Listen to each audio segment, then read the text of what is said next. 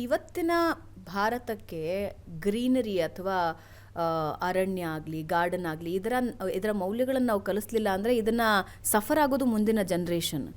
This is the ನೀರಿರೋದಿಲ್ಲ, challenge. ನೆರಳಿರೋದಿಲ್ಲ, ಎಲ್ಲಿ ನೋಡಿದ್ರೂ ಬರೀ ಕಾಂಕ್ರೀಟ್ ಕಾಡಿರುತ್ತೆ. ನಾವು ಮುಂದಿನ ಜನ್ರೇಷನ್ಗೆ ಏನು ಕೊಡ್ತೀವಿ ಅನ್ನೋದ್ರ ಬಗ್ಗೆ ಯೋಚನೆ ಮಾಡಬೇಕಾಗತ್ತೆ. Yes, this is very interesting madam. I am so happy.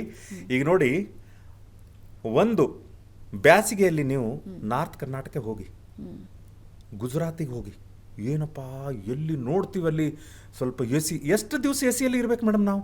ಬರುವುದ ದಿನದಲ್ಲಿ ನಾವು ಎಲ್ಲರೂ ಸೇರಿ ಸ್ಕೂಲಿಂದ ಹಿಡ್ಕೊಂಡು ಕಾಲೇಜ್, ಆಮೇಲೆ ಆಫ್ಟರ್ ಗ್ರ್ಯಾಜುಯೇಷನ್ ಸ್ಕೂಲಿಂದನೇ ಬರಬೇಕು. ಪ್ರಾಕ್ಟಿಕಲ್ ಪ್ರತಿಯೊಬ್ಬರ ಸ್ಕೂಲ್ ಕಾಲೇಜಲ್ಲಿ ಪ್ರಾಕ್ಟಿಕಲ್ ಅಲ್ಲಿ ಗಿಡಗಳನ್ನು ಬೆಳೆಸುವಂಥ ಒಂದು ಅವರಿಗೆ ಮಾರ್ಗದರ್ಶನ ಕೊಡಬೇಕಾಗತ್ತೆ ಮೇಡಮ್.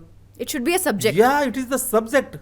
ನಮ್ಮಲ್ಲಿ ಏನು ಮಾಡ್ತಾರೆ, ಓನ್ಲಿ ಯಾವುದೋ ಆಗಸ್ಟ್ 15ರಲ್ಲಿ 26 ಜನವರಿಯಲ್ಲಿ ಮಕ್ಕಳನ್ನು ತಗೊಂಡು ಯಾರೋ ಬಂದಲ್ಲಿ ಫೋಟೋಗೋಸ್ಕರ ಓನ್ಲಿ ದ ಪ್ರೋಟೋಕಾಲ್. ಅವತ್ತು ಫೋಟೋ ಮುಗೀತು. ನಮಗೆ ಏನು ಮಾಡಬೇಕಂದ್ರೆ ಪ್ರತಿಯೊಂದು ಸ್ಕೂಲ್ ಕಾಲೇಜಲ್ಲಿ ಇಂತಿಷ್ಟು ಗಿಡ ಹಚ್ಚಬೇಕು. ಆ ಪ್ರೋಟೋಕಾಲ್ ಡಿಪಾರ್ಟ್ಮೆಂಟ್ ಆಫ್ ನಮ್ಮ ಗೌರ್ಮೆಂಟಲ್ಲಿ ಏನಿದೆಯಲ್ಲ ಆ ಪ್ರೋಟೋಕಾಲನ್ನು